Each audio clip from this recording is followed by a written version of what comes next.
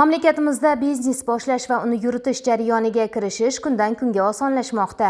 Ayniqsa soliq tizimidagi islohotlar va raqamli xizmatlar tadbirkorlar uchun katta qulayliklar yaratdi. Xo'sh, yangi tizim biznes egalariga nima beryapti?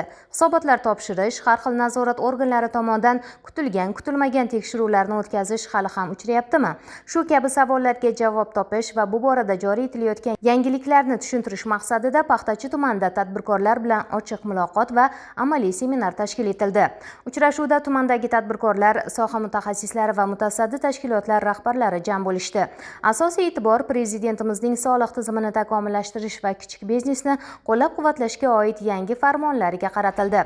Endilikda tadbirkorlar ortiqcha qog'ozbozlikdan qutulib, ko'plab xizmatlardan uydan yoki ofisdan chiqmay turib, telefon yoxud kompyuter orqali foydalanishlari mumkin. Seminarda ana shu raqamli imkoniyatlar amalda ko'rsatib berildi.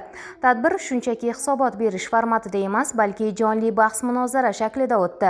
Biznes vakillari o'zlarini qiynayotgan boshqa muammolar, soliq imtiyozlari va kredit olish masalalari bo'yicha ham mutaxassislarga to'g'ridan-to'g'ri savollar berishdi va joyida amaliy yechimlar topildi. Mana shu seminarda soliq tizimi bo'yicha ko'plab o'zgarishlar, yangiliklar, kichik biznesga, tadbirkorlarimizga yaratilgan yangiliklar bilan tanishdik. Juda ham yaxshi qulayliklar, yangiliklar, soliq tizimi xodimlar tomonidan juda minnatdormiz.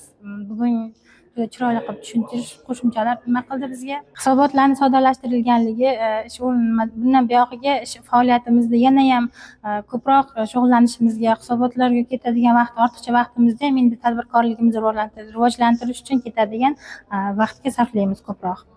Bir so'z bilan aytganda, bunday uchrashuvlar hududlarda tadbirkorlikni rivojlantirish, yangi ish o'rinlarini yaratish va biznes muhitini yanada sog'lomlashtirishga xizmat qiladi.